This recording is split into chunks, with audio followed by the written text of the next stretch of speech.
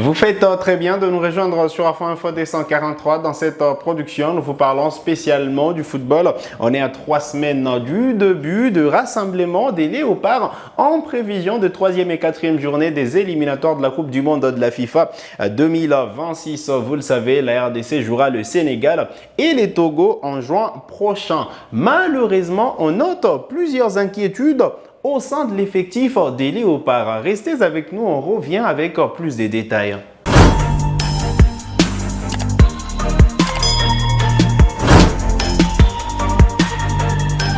Allez, très content de vous retrouver sur Afro Info D143. La République démocratique du Congo jouera 2 matchs décisifs au mois de juin prochain. Ce sera le 10 et le 10 juin prochain en marge des 3e et 4e journées des éliminatoires de la Coupe du Monde de la FIFA 2026. La RDC jouera d'abord le Sénégal en déplacement avant de recevoir les Togo en République démocratique du Congo. Reste à savoir si la RDC jouera sûrement à Kinshasa ou encore à Lubumbashi. Mais ce sont 2 matchs à ne pas perdre parce que la République démocratique du Congo se retrouve avec 3 points en 2 sorties. On se rappelle de la victoire acquise devant la Mauritanie et une défaite en déplacement devant le Soudan. Eh bien, à l'occasion de la 3e journée et la 4e journée, la RDC se doit de ne pas perdre pour garder ses chances de qualification ou du moins tenter de rafler la première position qui est qualificative automatiquement à la phase finale de la Coupe du Monde de la FIFA 2026. Et bien, pour battre le Sénégal, ou du moins arracher un nul, mettre en difficulté les Sénégal en déplacement avant de venir à Kinshasa ou du moins à Lubumbashi pour rafler la victoire, eh bien ce sera une victoire impérative devant les éperviers du Togo. Cependant, côté congolais, il y a plusieurs inquiétudes, comme on l'a dit dans l'annonce. Plusieurs joueurs congolais ne sont pas à 100%. Plusieurs cadres qui étaient à la dernière Coupe d'Afrique des Nations ne sont pas à 100%. D'abord, on a 2 absences confirmées.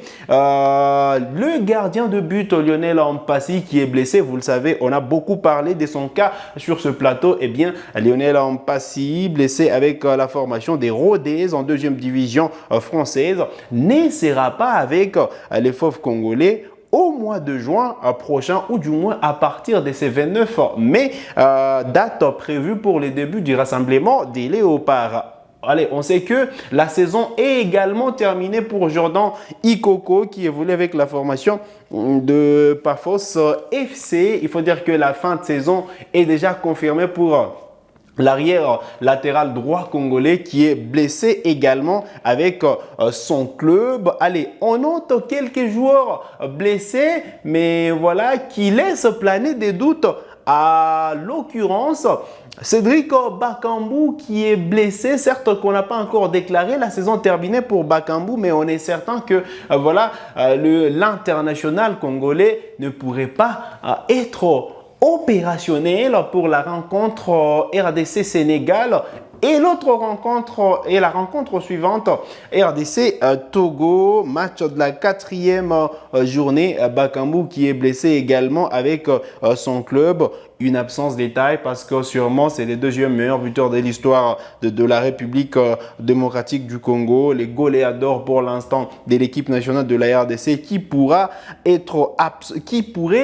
sûrement manquer les 2 matchs importants. Et donc lui qui est blessé, d'ailleurs il devrait être opéré parce qu'une opération est envisagée pour Cédric Bakambu qui souffre d'une lésion au niveau proximal du tendon du muscle droit intérieur. Voilà donc la blessure de Cédric Bakambu qui sûrement on espère qu'il y aura une évolution pour qu'il puisse retrouver le terrain dans les prochaines semaines. L'autre inquiétude, c'est le défenseur et capitaine des Léopards, Chancel Mbemba, qui depuis un moment n'est pas à 100% parce que il est blessé avec l'Olympique de Marseille. Vous le savez, depuis sa blessure au ménisque le 31 mars 2024 face au Paris Saint-Germain, Mbemba a manqué 3 rencontres de Ligue 1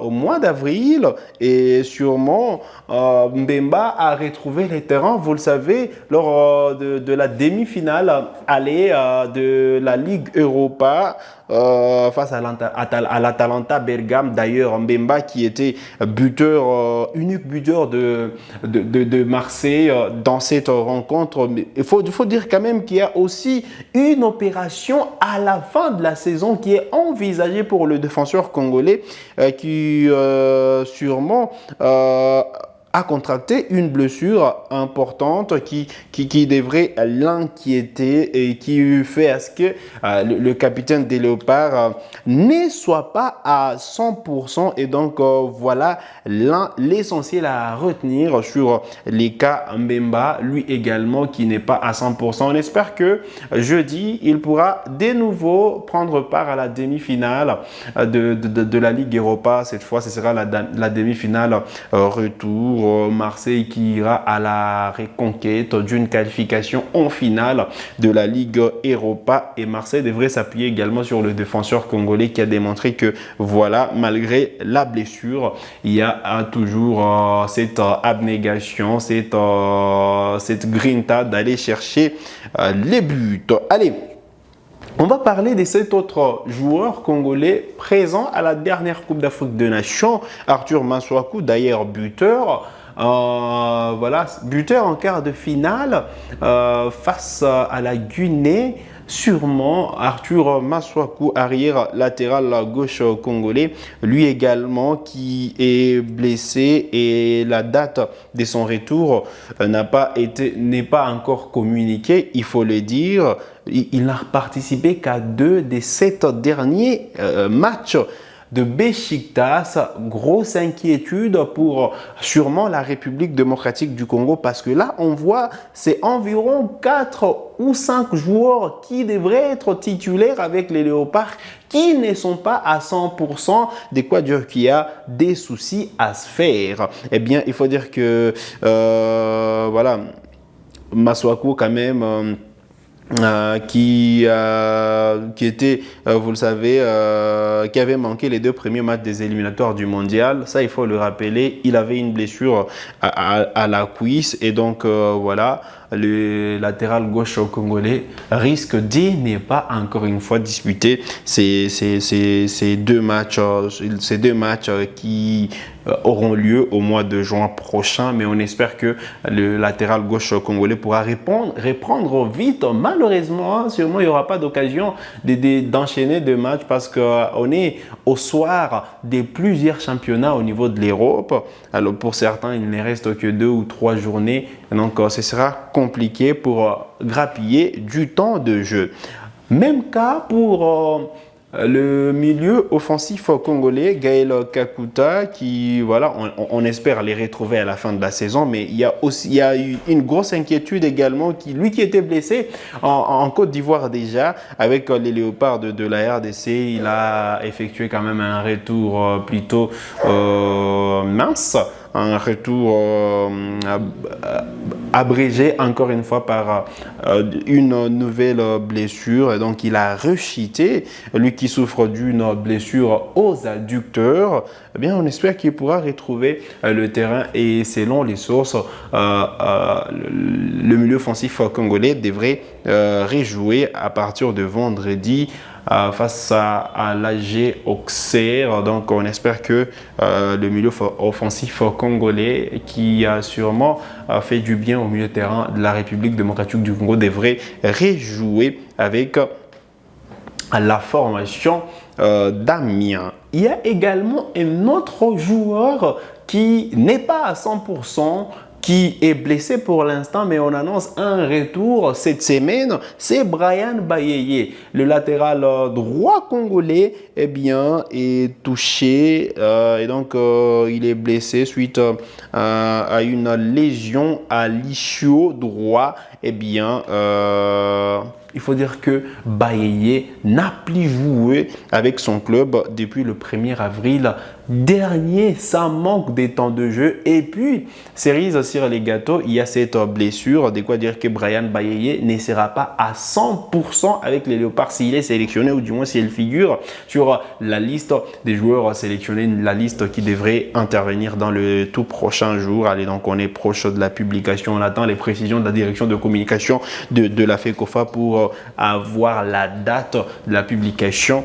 de la liste des Léopards. Voilà donc l'essentiel à retenir en ce qui concerne ces quelques inquiétudes. Et donc au moins 4 ou 5 titulaires lors de la dernière Coupe d'Afrique des Nations avec les Léopards qui ne sont pas à 100%. Il faudra refaire l'équipe, il faudra tenter des nouvelles solutions pour Sébastien Desabre. Et face au Sénégal, une équipe difficile à manœuvrer. La RDC devra être prête, la RDC devra sortir les grands jeux. L'objectif, c'est de ne pas perdre cette rencontre avant d'aborder le match face aux éperviers du Togo. Et la RDC se doit sûrement d'être au rendez-vous. Voilà l'essentiel à retenir. Quelles sont vos questions sûrement? Quels sont vos avis également sur ces inquiétudes que nous venons d'énumérer? Laissez-nous vos réactions en commentaire. On se fera le plaisir de vous répondre ou encore de discuter directement avec vous. Quels sont vos avis? Eh bien, laissez-les nous en commentaire. Voilà qui met un terme à cette production sur Afro Info 243. Vous êtes nouveau à la chaîne, cliquez sur s'abonner, activez la cloche des notifications pour ne manquer aucune de nos prochaines publications. Likez cette vidéo si elle vous a plu et merci de nous avoir suivis.